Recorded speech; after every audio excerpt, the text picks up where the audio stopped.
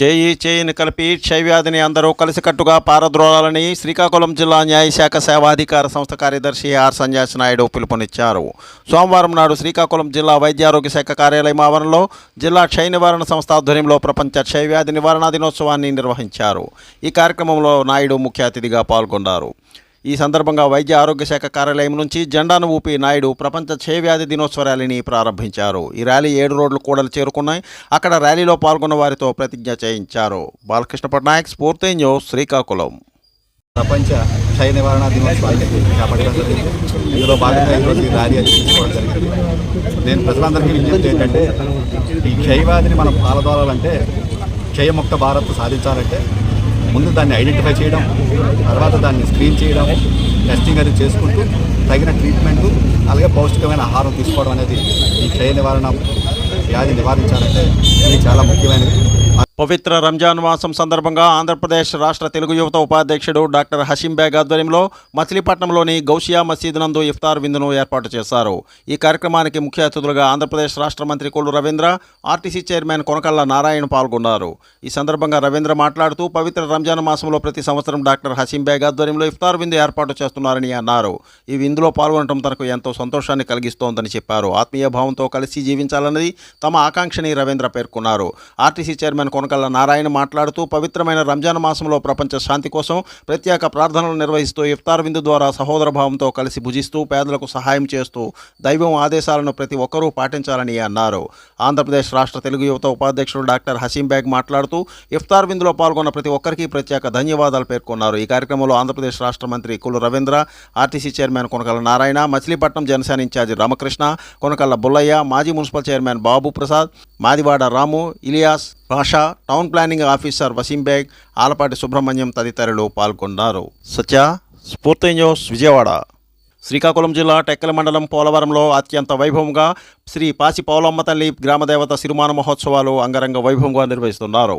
ఈ కార్యక్రమంలో రాష్ట్ర వ్యవసాయ పశుసంవర్ధక శాఖ మంత్రి కింజరాపు అచ్చెన్నాయుడు తదితర నాయకులు పాల్గొన్నారు. బలగ జనార్దన్ రావు, స్ఫూర్తి న్యూస్, టెక్కలి. గడిచిన కొన్ని దశాబ్దాలుగా ఆనవాయితీగా వస్తున్న మండపం గ్రామంలో వేంచేసి ఉన్న శ్రీ శ్రీ శ్రీ నూకాలమ్మ జాతరలో భాగంగా అమ్మవారి గరగల మహోత్సవాన్ని అంగరంగ వైభవంగా నిర్వహించారు. సతీష్, స్ఫూర్తి న్యూస్, కాకినాడ.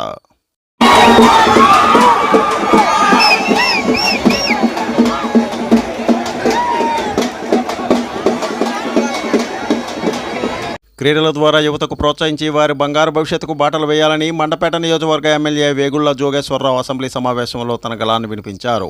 ఈ సందర్భంగా ఆయన మాట్లాడారు. సతీష్, పూర్తి న్యూస్, కాకినాడ.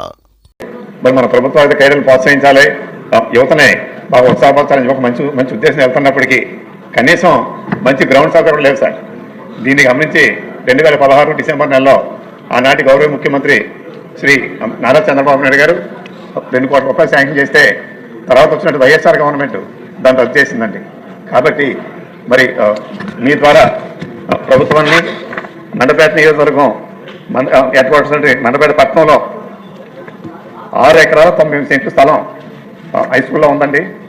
దానికి ఒక మంచి అవుట్డోర్ స్టేడియంగా, అదేవిధంగా మున్సిపల్ ఆఫీస్ ఎదురుకుండా మొత్తం పట్టణానికి నడుపుతున్నటువంటి స్థలంలో ఇండోర్ స్టేడియం, రాయవరం మండలం హెడ్ క్వార్టర్స్ 6 ఎకరాల 72 సెంట్లు ఉందంటే హై స్కూల్లో, దాంట్లో ఒక స్టేడియము, అదేవిధంగా కపిలేశ్వరం అంటే హెడ్ క్వార్టర్స్లో 5 ఎకరాల 24 సెంట్లు ఉందండి, దాంట్లో ఒక స్టేడియము, మొత్తం 4 స్టేడియంలు ఏర్పాటు చేయించమని చెప్పి మీ ద్వారా ప్రభుత్వం కోసం అధ్యక్ష.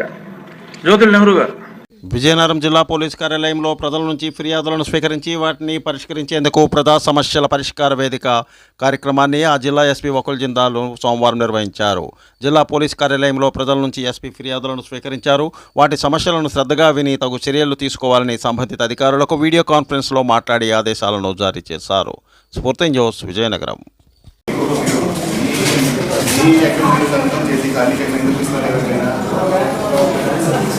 తీసుకుంటే కన్సల్ట్ చెక్ తీసుకుంటారయ్యా.